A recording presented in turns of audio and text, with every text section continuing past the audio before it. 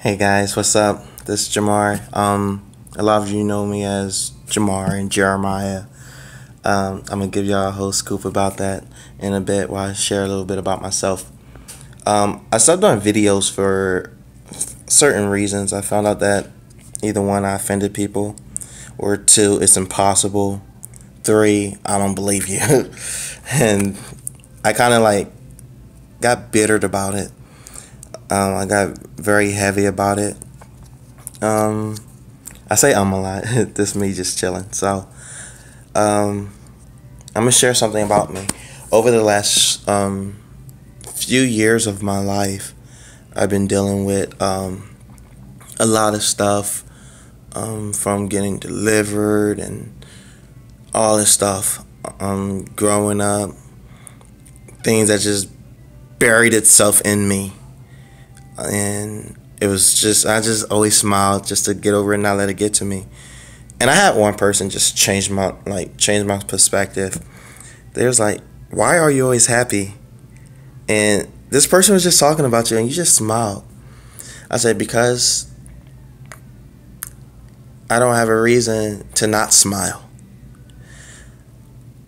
I don't have I don't have a reason to just let it beat me up and dwell on me. God delivered me from so much." And I was just sharing with one of my coworkers. They was like, "Dude, I don't believe this. No way, I can't. No." I'm like, "Yeah." And being in the lifestyle that I was in, drinking and partying and sleeping around, and all that caused me to get addicted to pornography.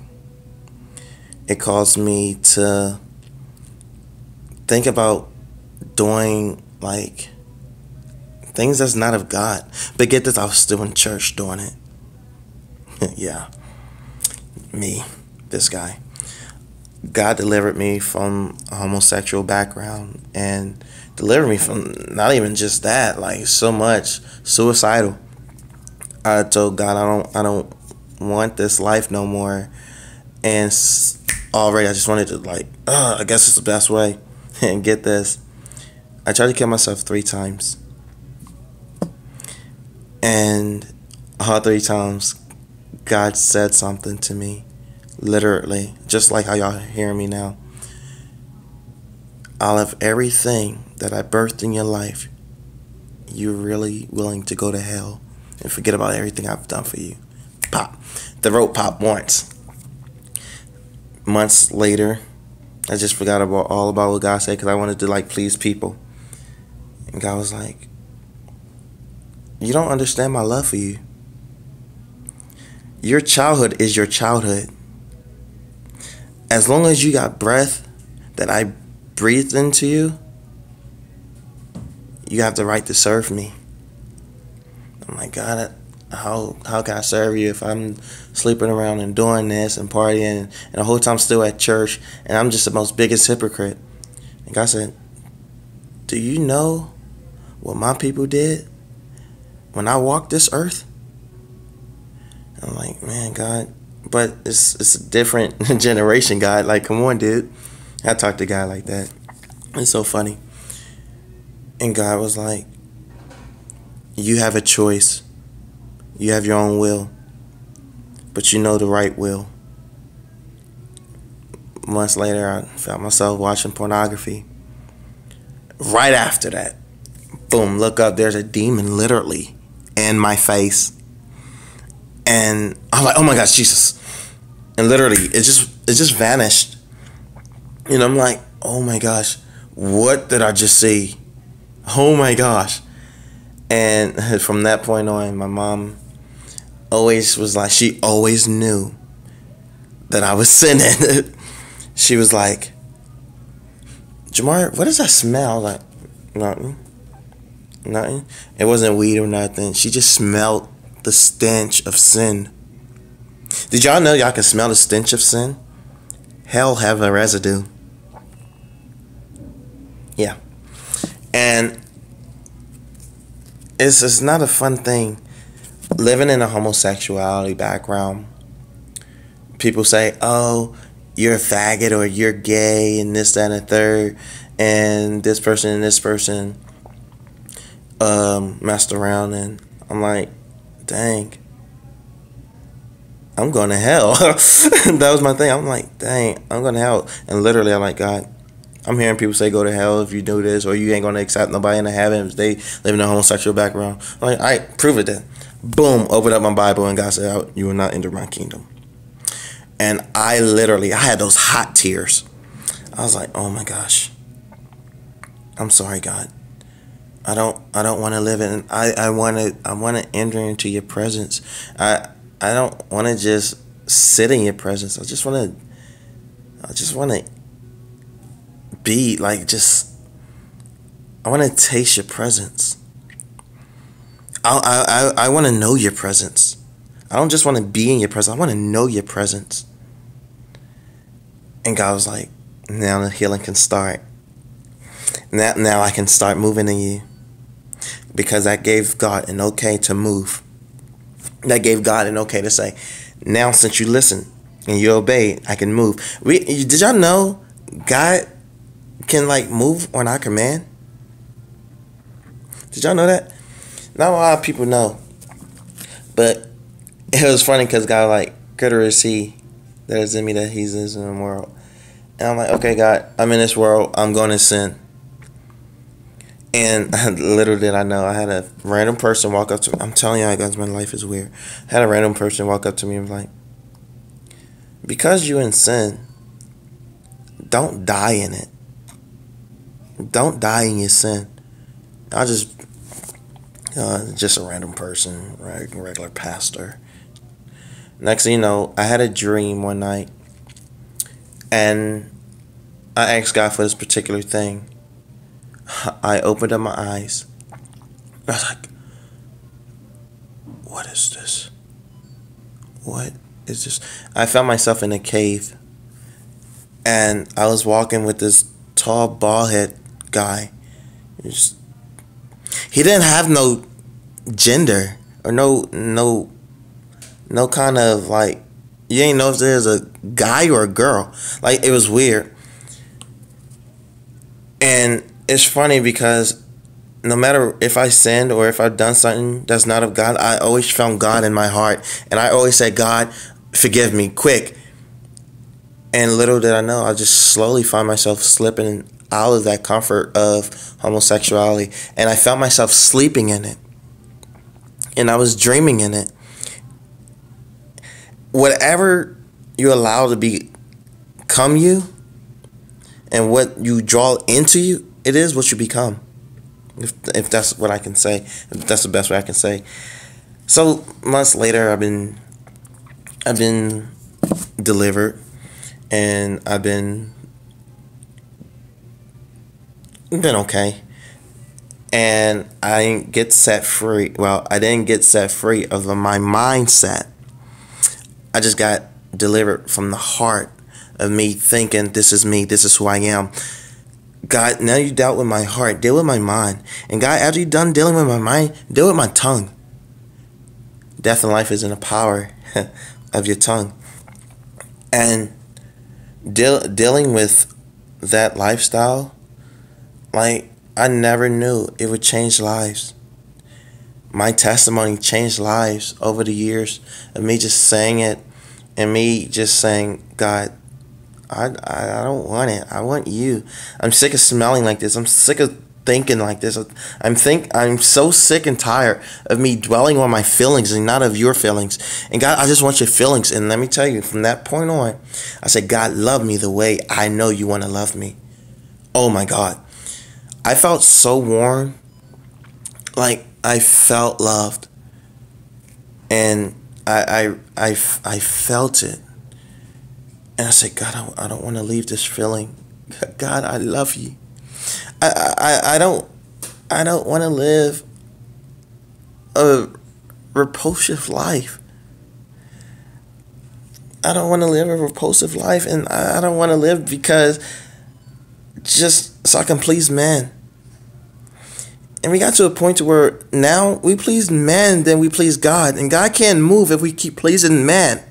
And if we stop pleasing man, we'd be surprised what God can do for us.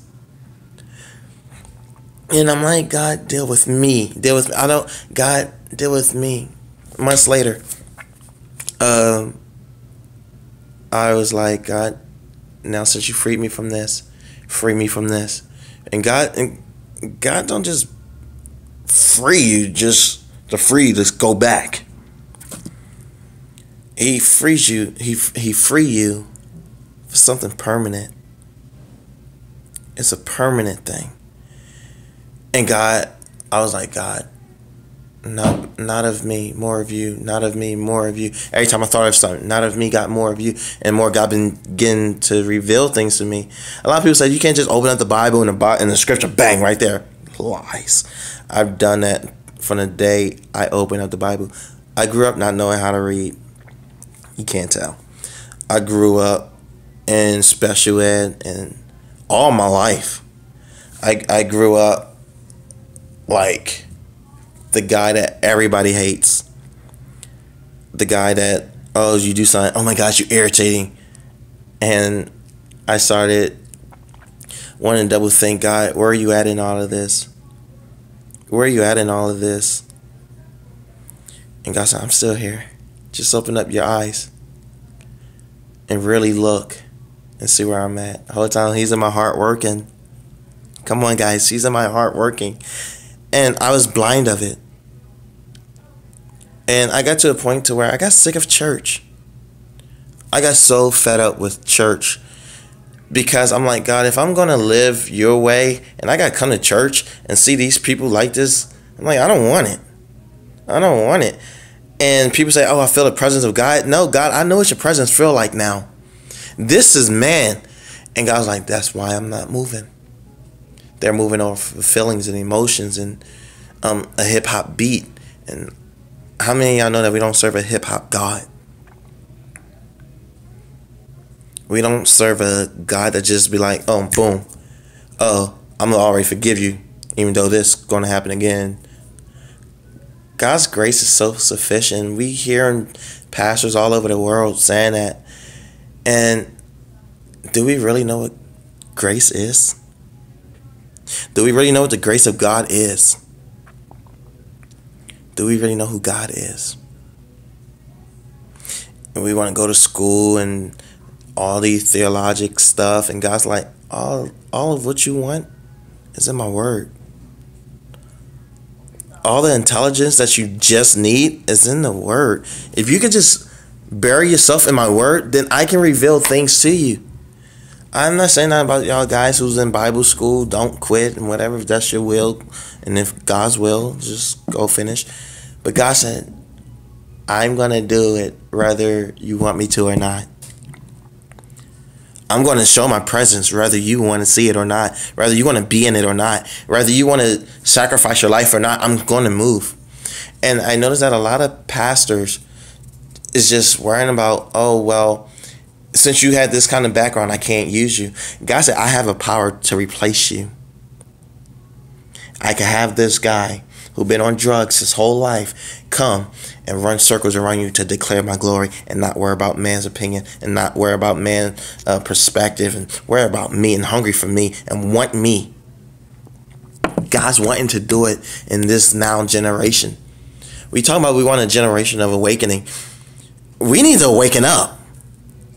We need to wake up, and we need to taste the glory of God. We need that hunger back. We need that thirst back. Them that thirst after righteousness. We stop thirsting after righteousness. Excuse me. We stop thirsting after God because we want to please man. Oh, well, if pastors see me like this, we now have a different way of being a Christian. Oh, well, if I raise my hand like this, pastor's going to notice me, and now I get to open up service. God's like, I'm not going to move. Why? Because God's not moving on man's perspective and man's decisions and man's outlook on things. God did not create us to build bigger buildings.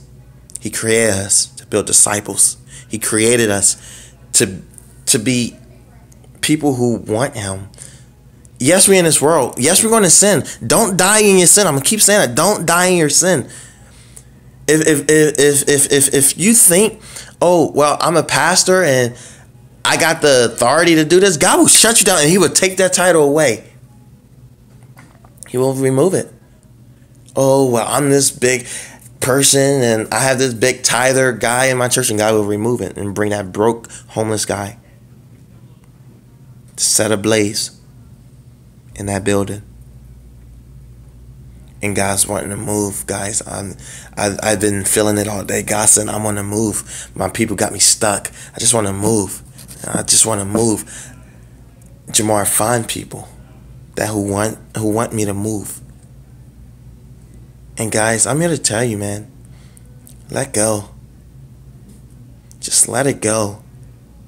I had to let it go. I had to let go of my pride. I never was in the pictures and stuff. I hated myself. I hated myself. I was like, Mom, why did you name me? And when she told me that, I was like, man, you don't know why you named me? I'm like, God, show me me. And He was like, you shall be named Jeremiah. And you will minister to people across the world that fight and that fart with the same addiction and the same thing you've been dealing with. And this day, your name is changed in my name. I was like, God, wow, you know me. You know me. Thank you. And then I was like, guys, I'm changing my name. Why? I never told nobody why. And now y'all all know why. And I'm like, okay, God, this is cool. I want an army who want to fight and get dirty. If you can't carry the cross because you're pretty and cockiness, you will not see a deliverance. You will not see a manifestation of God. God is wanting to move, guys, and He wanting us to wake up and smell His presence, and smell His goodness, and smell Him. God have a fragrance, and it's a beautiful fragrance. Oh man, we just need to stop being stuck up Christians that just want to get seen and want man and want cameras and stuff. And want to be in front of cameras. I tell people every time I preach, man, God will shut it down. He shut down media, man. I'm telling you, man, the brand new sound system broke. I'm like, oh, man. I don't want to be about man. I don't want it to be about man. I just want God to be seen. And I tell people, man, I'm going to pray and I'm going to read and God's going to show up. God's going to move out some way. And literally it does. I say that all across the country when I minister. Like, that's what's going to happen. God's going to show up. God's going to move. He will have His way. And if you don't like it, get out the way and God will get somebody else who is not prideful and who's not worried about, oh, I need the next big tithe and offering. I need this, that, and the third. I tell people, nah, you don't have to pay me to come and minister God's word. I will, if it's God's will, He will provide me a way. I'm just this regular dude who's just on fire for God and want God to be seen and want a fire to happen. Not just in Cabot, Arkansas. Not just in Dallas, Texas. Not in Pensacola, Florida. Not just in Chester, Pennsylvania. God's wanting a revival to break out. And it's sad that America ain't ready for the greatest outpouring of all time. There are seasons. David Wilkerson was a season. Billy Graham was a season. Martin Luther was a season. Joel Osteen was a season. What season are we in now? Who's going to be that person that will stand, that will rise up and declare God's glory? Not in front of cameras and not because of spotlights, but for God. To see what God wants. God's wanting us to wake up, guys. And until we wake up, He ain't moving. He's not moving. God want hungry people hungry. He want hungry people hungry. He said those who thirst will never thirst again. God wanting double portions out, guys. Just like Elisha and Elijah, he wanted a double portion on America. It's sad that we gotta go to Africa to see thousands upon thousands walking to see a revival happen. And guess what? That is why they delivered, and that's why they're hungry for God even more, because they said, I'm gonna go. How many of y'all is really willing to go? Really willing to say, I'm going to go, whether I got to walk a mile or 2 or 3 or 4. I'm going to walk to get what God has for me. Where's that kind of generation at? Oh, well, I got a baseball game the next day. What about what God wants today, this hour? Take a second for God to move. Take a second for God to say, now this can happen. Now you can reveal. Now I can reveal my presence. Now I can reveal me. And we want God to prove stuff. He said, just prove that you love me. For me to prove that I love you greater than what man says they love you. Come on, guys. God's wanting an army of young people and teenagers and young adults to rise up and follow after him. That will follow after him. And God said, he said, this is the season where I will open up the floodgates of heaven and pour it out. I'm going to pour out my spirit. I'm going to pour myself out to prove you what I can do in America. And not just for a one-time experience, but for a lifetime experience. A lifetime experience. A lifetime deliverance. Not a one-day deliverance. God's wanting to do it right now. Think, guys. Right now, lift your hands up and say, God, thank you for the right now experience with you. Right now experience. I want a right now experience. Come on, guys. Lift your hands and say, God, I want it now. A right hand experience. Hey, just come on. Just worship him, man. Take that time and say, God, I want to let go of my flesh. I want to let go of my labels, and I want to let go of pride. I want to let go of this. I want to let go of my pastor card. I want to let go, and I want to serve you, and I want to hunger, and I want to thirst, and I want you, God, for you now. I just want that God that people see in foreign countries. Deliverance is available to you now. In the next 30 minutes. God's moving even now in your life. Young man, you did not watch this video for nothing. You playing your Xbox 360, and you just say, I need to watch this video. God's moving on you right now. Expect something great. Expect something great, guys.